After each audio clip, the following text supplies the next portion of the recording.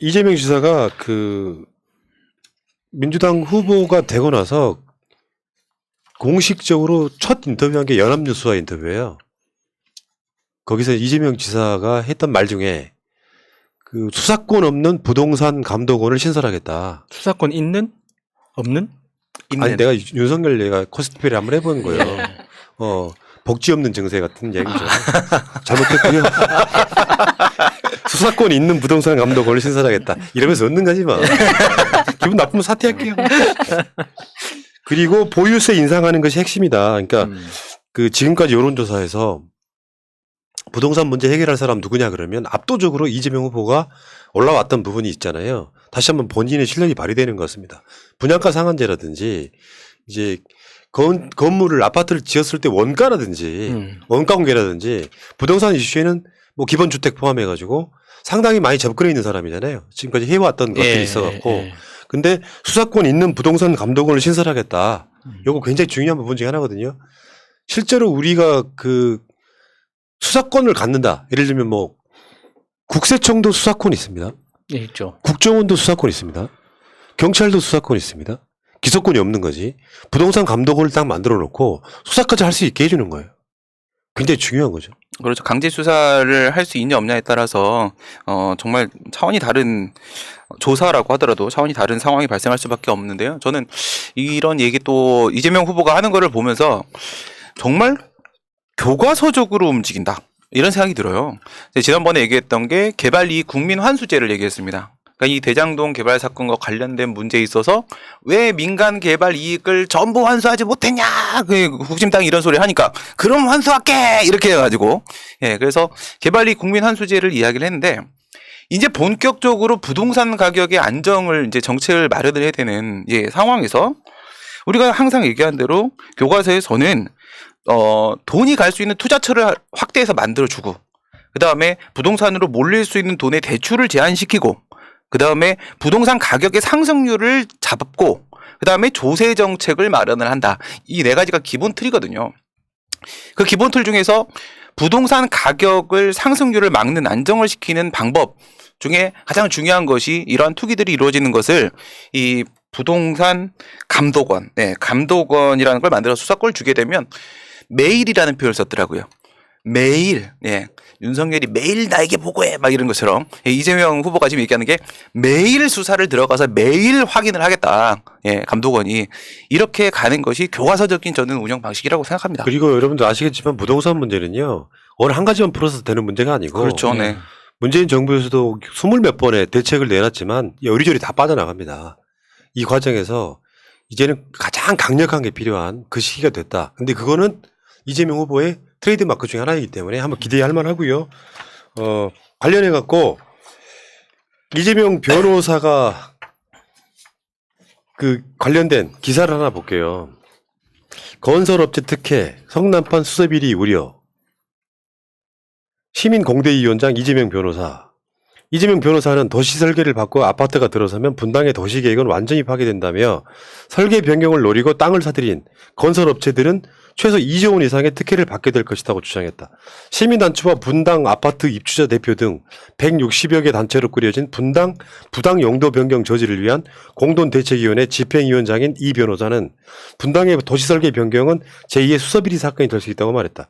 이 변호사는 설계가 변경되면 인구 증가율은 물론 생산 및 서비스 시설 용지가 없어져 도시의 자족 기능이 약화될 뿐만 아니라 도시 기반 시설 부족 현상이 뒤따를 것이라고 우려했다. 또 만성적 교통체증이 유법 불가피한 데다 3, 40층의 초고층 주상 아파트 밀집으로 다른 아파트의 조망권이 침해되고 스카이라인도 훼손된다는 것이다.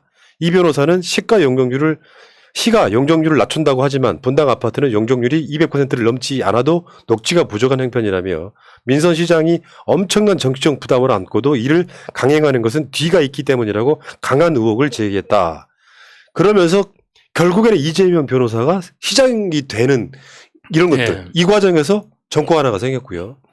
그러니까 실제로 이재명 성남시장이나 경기도지사는 일관되게 이런 결로 행정 등을 해왔던 사람이에요.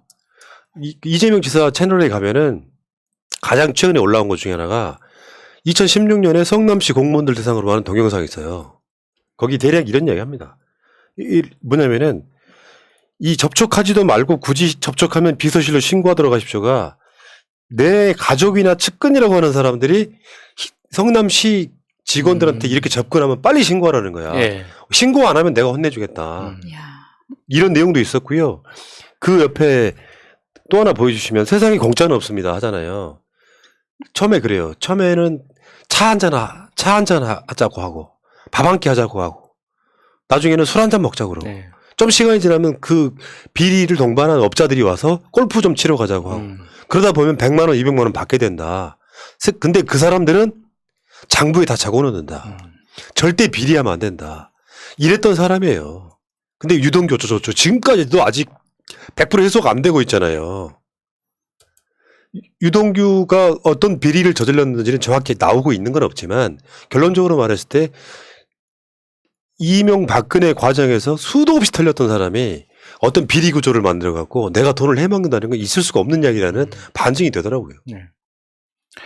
그 이재명 후보가 이야기하는 부분에 대해서 이제 반대하시는 분들 입장에서 솔직히 이거 토론회 한번 가게 되면 이재명 후보의 장점이 그거잖아요. 자신이 다 머릿속으로 설계하고 만든 공약이고 정책들이기 때문에 이걸 완전히 소화하고 있는 게 정말 큰 장점입니다. 그렇기 때문에 상대방의 공격이 들어오게 되면은 만약에 제가 이재명 후보라면 이렇게 얘기할 거예요.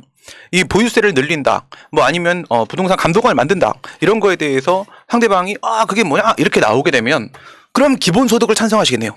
이렇게 가면 되는 거예요. 기본소득을 반대하시는 건 불로소득이니까 싫다고 하시는 거죠? 네. 그러면 이 보유세, 이거 불로소득 아닙니까? 예, 똑같은 방식으로 이렇게 다 치고 나가요. 저는 이게 정말 하나의 그림이 그려지고 있기 때문에 받아들여지기가 너무 편해요. 내가 만약에 윤석열을 지지했으면 이해가 안 됐을 거야. 전무증들하고 있어가지고. 부동산 이슈에 대해서 이렇게 너무 상식적이고 제대로 된 방향으로 이야기를 했는데 저는 하나 추가했으면 싶은 게 그러니까 그 실소유자들의 주택 보유에 대해서는 보호한다고 했잖아요. 그것 외에 생애 첫 주택을 구매하는 사람들에 대한 대출 규제를 해제한다. 이것까지 좀 추가해서 지금 현재 시장에 그 팽배해 있는 그 불만을 조금 다 보듬어 줄 필요가 있다고 생각합니다. 어쩔 수 없이 해야 되는 거거든요. 생애 첫 주택을 구매하는 사람들의 대출까지 규제를 하고 있으니까 지금 서울에서의 지지율이 절반이 채 못 넘고 있는 이런 그 고비를 겪고 있는데 현실적인 문제에 대해서는 분명하게 풀어줄 필요가 있다고 생각합니다. 그러니까 거시적인 규모에서 규제를 할 필요도 있겠지만 미시적으로 실소유자들이 주택을 구매하는 과정에서 정부가 분명히 책임을 지고 도와준다 하는 신호도 같이 줘야 되는 거죠. 알겠습니다. 자, 근데 지금 여러분들 그 보도 나오고 있는 맥락을 보면요. 이재명 싫어하는 보도들 엄청 나오죠.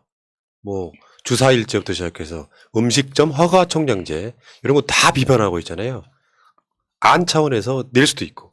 내가 성남시장일 때 오죽했으면 음식점 허가 총량제를 생각해 본 적도 있다. 그러면 앞뒤 다 잘라버리고 이재명 음식점 허가 총량제 꺼냈다. 뭐 이런 식이란 말이에요. 근데 대표적인 가짜뉴스는 아마 로봇 사건이 아닌가 싶어요. 로봇 사건. 이재명, 내가 그 이야기는 지난주 방송에 먼저 했었죠. 네. 그러니까 이재명 후보가 반응하기 전에 제가 했던 이야기인데 저 로봇이거든요. 저 로봇을 뒤집는 그 내가 그 인터넷 커뮤니티에 말도 안 되게 맥락적으로 이재명을 인성이 잘못됐다. 왜 로봇을 넘어뜨리느냐. 근데 실제로 거기에 반응한 사람들이 있는 거예요. 근데 제가 이게 처음 그렇게 떴을 때가 지난 목요일 밤이거든요. 그때부터 작업이 들어갔다고 생각이 들고 그때 이제 모 커뮤니티에 이 글이 베스트 글로 올라가면서 저는 딱 봤어요. 이거는 똥파리 발이다. 왜냐하면 너무 방식이 똑같았고 화면 자체를 딱 이 뒤집는 부분만 던집니다. 근데 그날 밤에 제가 우리 톡방에서 이야기를 했었어요. 제가 바로 분노했잖아요. 야, 이건 말도 안 돼. 왜냐하면 오늘 제가 하고 싶은 말을 제가 하려고 했던 말을 김총수가 그대로 하긴 했는데 이게 원래 보스턴 다이너믹스에서 로봇을 개발한 이 평체 로봇을 처음 개발한 회사에서 이 로봇을 그 시험을 할 때 보여줬던 영상이 있었어요. 그게 힘껏 발로 차는 영상이었거든요. 근데 하키 얘가 스틱으로 때리기도 하고 막 그러죠. 근데 저는 왜 그걸 기억을 했냐면 그 영상이 너무 충격적이라서 기억을 하고 있었어요. 그 특히 이후에, 강아지 좋아하는 사람들은 네. 그랬죠. 이제 그 이후에 이제 동물 단체들이 반발을 심하게 그러니까 했거든요. 그날 지난주에도 그런 얘기 했어요. 이재명 후보가 가서 아무도 시키지도 않았는데 그걸 뒤집냐고요. 그러니까 팩트는 이거야. 업체 관계자가 한번 뒤집어 봐라라는 이야기를 했고 예. 그렇죠. 그리고 그 뒤집었던 로봇이 다시 일어났고 근데 그거를 앞뒤 자르고 이재명이 갑자기 뜬금없이 로봇을 뒤집었다. 인성이 좀 어쩌다. 뭐 이렇게 공격을 해야 그렇게 몰고 됐잖아요. 가는 거죠. 결정적인 게 하나 더요.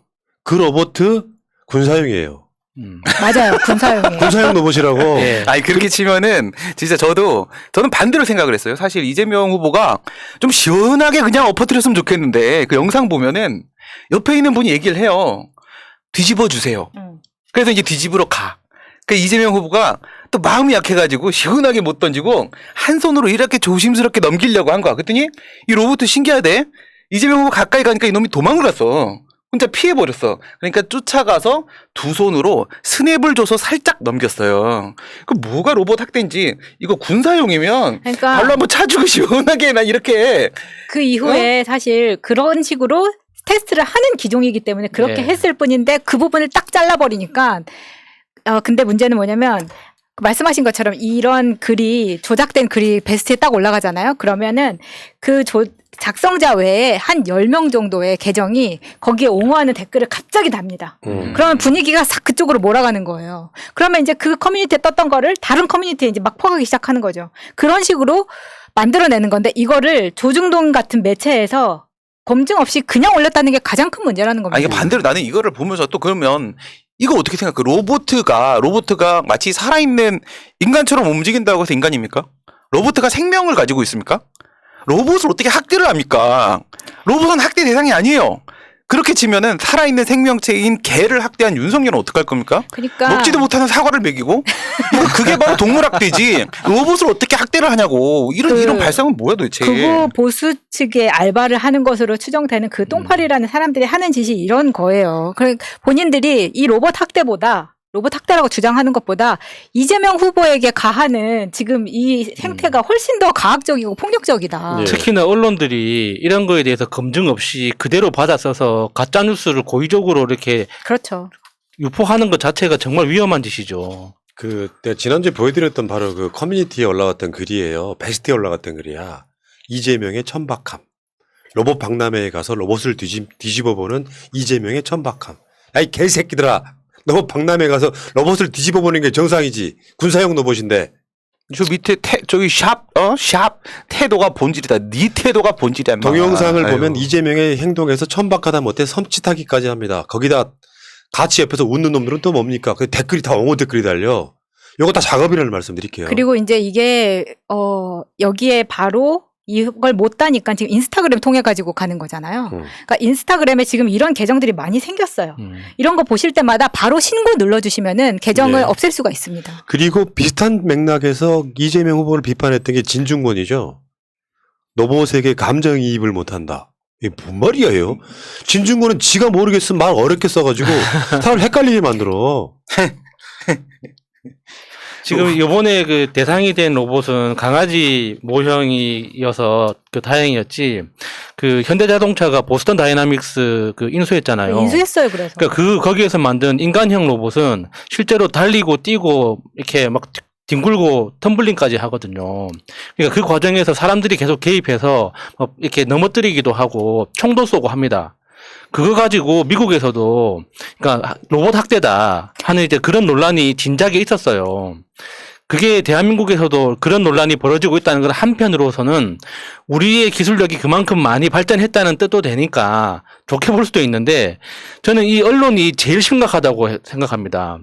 그러니까 인터넷상에서 똥파리 같은 인간들이 가짜뉴스를 만들어내는 인간들은 항상 있죠.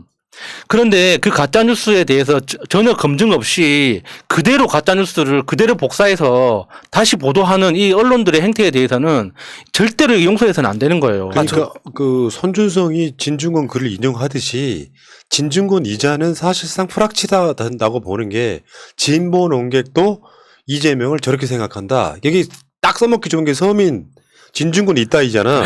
진중권이 뭐라 그랬는지 내가 지금 읽어드리는 글을 알아먹겠으면 1번 한번 쳐보세요.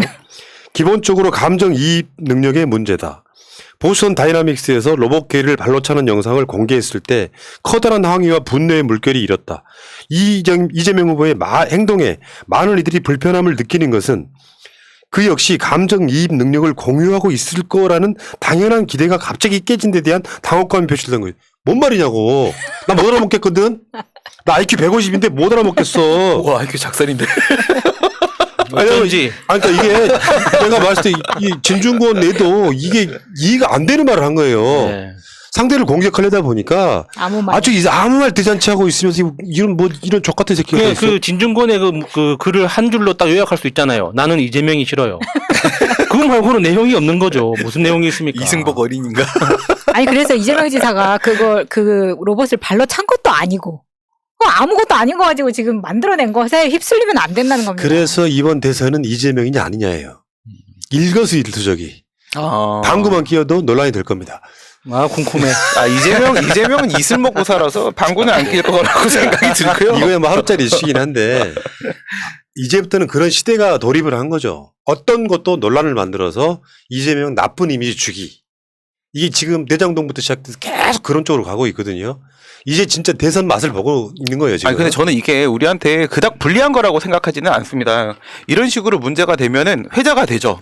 그럼 사람들 머릿속에 기억에 남아요. 근데 언제나 그랬듯이 이러고 나면은 뭐 한 1, 2주 지나고 나면 실제 진실이 무엇인지가 밝혀지기 시작을 하거든요. 전 그것이 사실 대선 그 시점에 제가 제일 답답했던 게 바로 그거예요. 음식점 허가 총량제. 이 얘기 나오자마자 막 여기저기서 난리가 났는데 우리 쪽 진보 분들 같은 경우에도 여기서 이걸 한 발짝 물러서는 이런 모습들을 많이 보이시더라고요. 전혀 아닙니다. 이거 총량제를 실시해야만 하는 당위적인 이야기들이 너무 많습니다. 근거가. 아니 우리 물러서지 않았어 아무도. 그러니까 우리 말고 다른 데 채널에서 이렇게 보면서 아니 그게 뭐 당장 하겠다는 것은 아니고 뭐 이런 식으로 얘기를 하더라고. 딱 한 개만 말씀드려볼게요. 여러분들. 담배 사업법에 보면 담배가 50m 또는 지역에 따라 100m 거리 안에서는 하나만 팔 수 있어요. 그렇게 하지 않으면 그거를 법원에서 대법원 어떻게 평가를 하냐면 해석을 만약에 담배를 옆집 슈퍼는 되게 많잖아. 여기저기 다 팔게 되면 그 사람들 간에 과당 경쟁으로 인해서 오히려 손실이 심각하게 발생하고 그러면 그 편의점이나 슈퍼 업자들이 망하게 되는 일이 발생하기 때문에 담배를 총량을 정하는 겁니다. 거리로 총량을 정해서 하는 건데 이렇게 해서 모두 같이 살자라는 거예요. 이건 당연히 기본적인 제도고 음식점 신고제를 허가제로 바꾼 후 거기다 총량제를 엎어 씌우는 방식이 기본 방향입니다. 아무것도 모르는 사람들이 자기들 마음대로 아니 그러면 치킨집도 함부로 못하냐 이런 얘기를 하는데 치킨집 하시는 분들 죽이는 짓이라고요. 그것은. 예, 알겠습니다. 어떤 분이 또 뭘 댓글을 달아가지고 좀 약간 짜증이 나는데 업체가 밀어보라고 해서 한 것뿐 맞아요. 그 홍정민 의원이 한 얘기고 어떤 사람도 조용히 지켜만 보세요가 아니라 유력한 대선 후보가 왔어. 그럼 당연히 업체 쪽에서 한번 뒤집어 보세요라는 안내를 먼저 하죠. 갖고 내가 성격이 포악한 사람이니까 내가 가서 무조건 뒤집어 버릴 거야. 그렇게 하는 사람은 없다고요. 상식적으로 생각하는 거. 성렬이 형 할지도 몰라. 근데 이제 그렇게 뭘 잘 모르시는 분들이 들어와가지고 계속 업체가 어쩌고 하시는 분들 진짜 짜증나니까요. 자, 근데 누구냐 아니냐는 대선 많지 않았습니다. 누구냐 아니냐 대선 딱 2번 있었어, 2번. 첫 번째 하나가 이명박이냐 아니냐. 2번째가 문재인이냐 아니냐에 완전 대세로 가는 거. 지금은 어쩌면 저는 저쪽 국민의힘의 후보가 나오면 그때부터는 이재명이냐 아니냐 선거할 거예요. 좀 기다리시고요. 로봇 정도는 이제 가벼운 스트레스 여러분들 이겨내시자고요.